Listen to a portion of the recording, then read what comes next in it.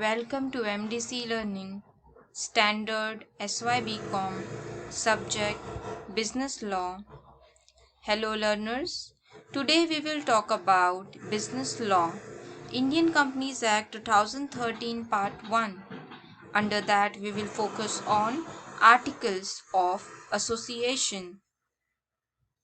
So, let's know about first the introduction and the official definition of Articles of Association.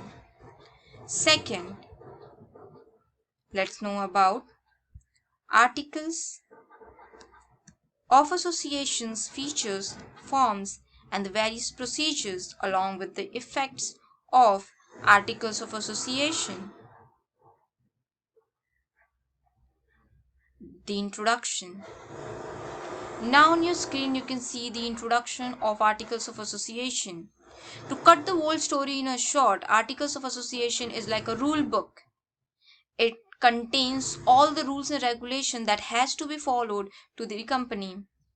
As we know, MOA is the fundamental document. It contains the name and the address and the objectives and the basic details and the registration place, etc., etc. of a company, the particulars, etc.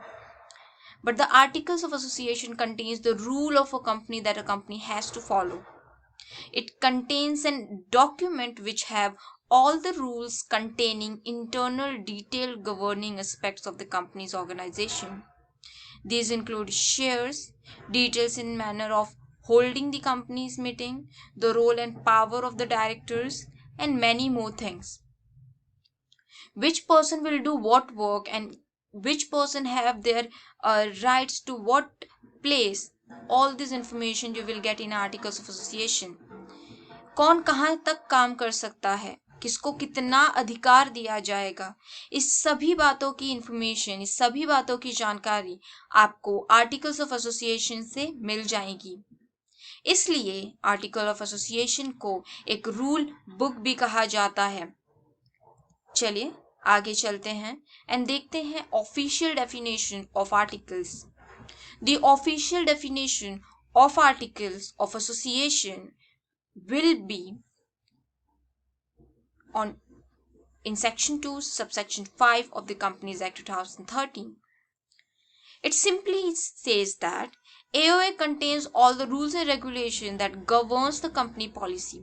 Company की policies को जो rules या जो regulations govern करती हैं, चलाती हैं, वो सारी इंफॉर्मेशन कंटेन्ड है यानी लिखी गई है AOA में. So this was an official definition of AOA. Now on your screen you can see the features of Articles of Association. First one is it is a part of the constitution of an organization. Of course, company के बनने में, company के form होने के, स्थापित होने में जो बहुत ही पहला हाथ है वो MOA और AOA का है. तो यहाँ पे वही कहा गया है, कंपनी के कॉन्स्टिट्यूशन का एक इंपॉर्टेंट पार्ट है हमारा AOA. सेकेंड है a contract between the members and among the members themselves. Articles of association contract है मेंबर्स के बीच, यहाँ तक कि मेंबर्स और कंपनी के भी बीच. तो ये कॉन्ट्रैक्ट ऑटोमेटिकली फॉर्म हो जाता है when U becomes a part of a company. Third, it lays down the duties of shareholders. Very important. Articles of Association also gives rights and duties and liabilities and responsibilities to all the shareholders. It gives right to a shareholder that shareholders can do a certain kind of things in a certain capacities.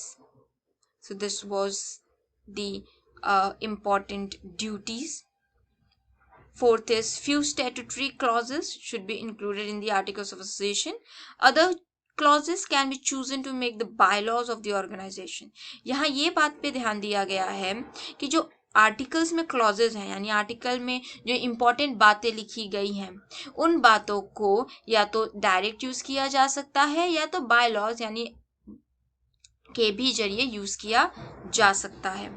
Fifth one, articles of association can be inspected by anyone as they are public document.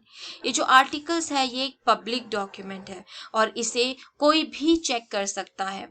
Memorandum of associations and article of association एक public document होते हैं और in public document को कोई भी person यानी कोई जिसे भी कंपनी में इंटरेस्ट हो, वेदर एज अ इन्वेस्टर और whether any other way, can analyze and can have.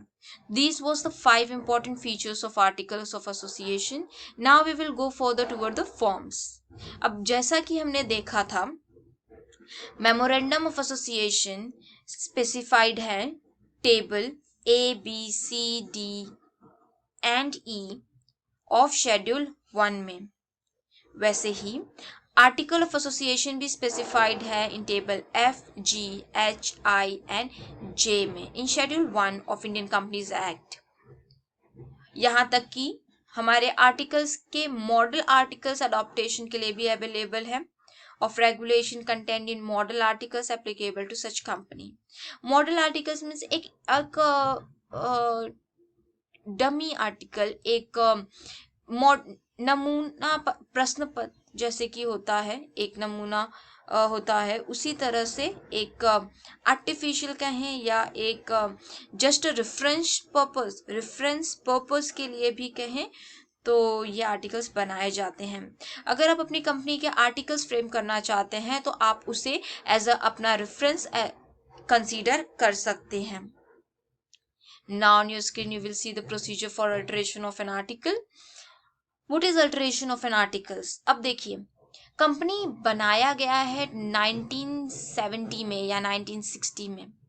अब उस समय जो रूल होंगे, जो रेगुलेशंस होंगे, वो आज भी एप्लीकेबल हो जरूरी नहीं है।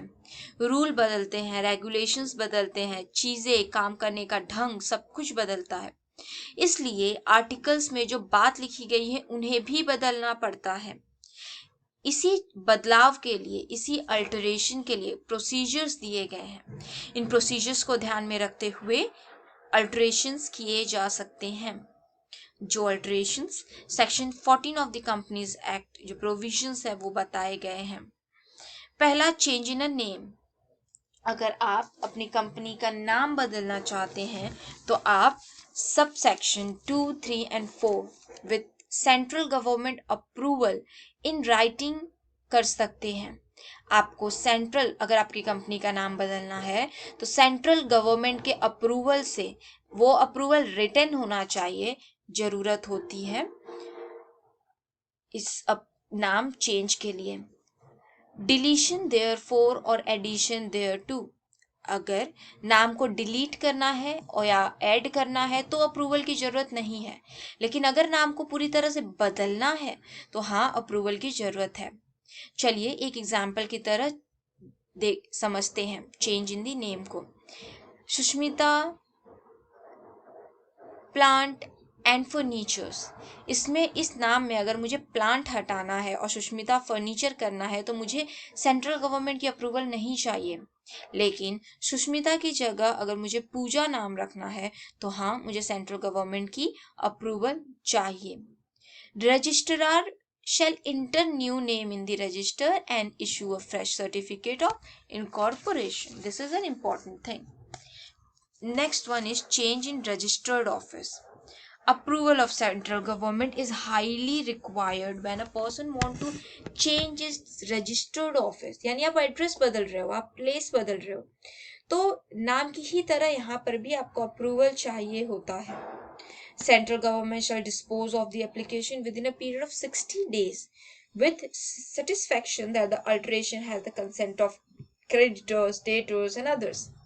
60 दिन के अंदर आपका ये जो नाम है, ये प्लेस है, बदल जाएगा, लेकिन गवर्नमेंट को ये आपको बताना पड़ेगा कि आपने अप्रूवल लिया है किससे, क्रेडिटर्स से, डेटर्स से और एक्सेट्रा पीपल से।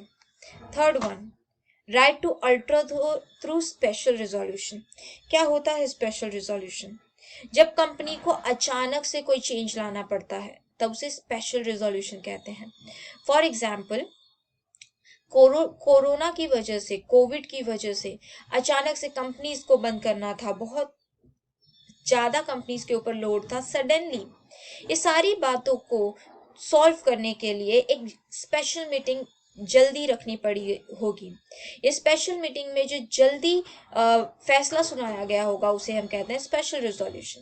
अब ये स्पेशल रिजोल्यूशन को भी अल्टर करने का राइट दिया गया है। Fourth is no alteration against the provision of a companies है, कभी कहीं किसी जगह पर अल्टरेशन नहीं भी होगा।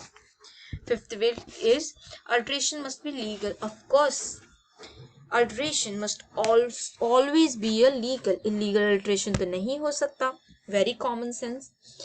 Six is alteration must be made in a bona fide manner and not in a public interest. जो अल्ट्रेशन होगा वो बोना फाइड यानी कि प्रॉपर तरीके से होना चाहिए, वो पब्लिक इंटरेस्ट के को ध्यान में रखते हुए ही होना चाहिए। 7 is alteration must not constitute fraud. Of course, alteration must be legal, alteration must not contain any kind of fraud. This is highly important thing to be kept in mind. Procedure में आप देखेंगे अपने screen पे कि 7 important procedures हैं। इसके अलावा भी कुछ प्रोसीजर्स होते हैं जैसे कि मीटिंग रखना, लोगों को बुलाना, एक्सेट्रा एक्सेट्रा। बट उन सारी चीज़ों के अलावा इन 7 बातों का बहुत ही ज़्यादा ध्यान रखना चाहिए। चलिए आगे चलते हैं और इफेक्ट्स को देखते हैं। बहुत ही सिंपल से इफेक्ट्स हैं, just 4 effects.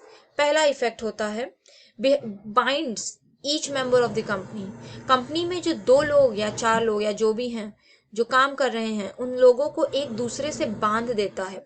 For example, Mr. A will work with Mr. B, Mr. B will work with Mr. C, and Mr. C will work with Mr. D, and each one of them will report each other and the higher authorities, etc.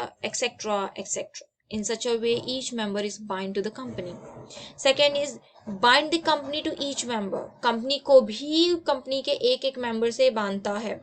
Member जो है company के वो company के लिए काम करेंगे, company जो है वो भी अपने मेंबर्स के लिए काम करेगी। कंपनी अच्छा वर्क फैसिलिटी प्रोवाइड करेगी, अच्छा रहने के लिए जगह देगी, सूदिंग इन्वायरमेंट देगी, हैवी वर्कलोड्स नहीं देगी। ये सारे काम कंपनी की जिम्मेदारी हैं।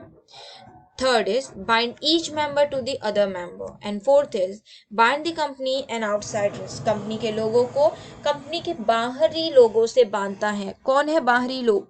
इन्वेस्टर्स हैं, डिबेंचर होल्डर्स हैं, शेयर होल्डर्स हैं, आपके बॉन्ड्स जिनको दिया गया है उन वो हैं, कस्टमर्स हैं। इन सबसे कंपनी को बांधती है आर्टिकल्स ऑफ एसोसिएशन। तो ये था हमारा whole information about articles of association. आज हमने अपने ये पर्टिकुलर लेक्चर वीडियो में देखा कि इंट्रोडक्शन में आर्टिकल ऑफ एसोसिएशन होता क्या है, डेफिनेशन सेक्शन 2 में क्या डेफिनेशन दिया गया है आर्टिकल्स ऑफ एसोसिएशन का, वो यही कहता है कि आर्टिकल्स ऑफ एसोसिएशन एक रूल एंड रेगुलेशन है जिसे कंपनी के को चलाने के लिए बहुत ही ज़्यादा ज़रूरत होती है। फिर हमने देखा फॉर्म्स, फीचर्स देखे हमने, कंपनी के 5 फीचर्स होते हैं वो हमने देखे। फिर हमने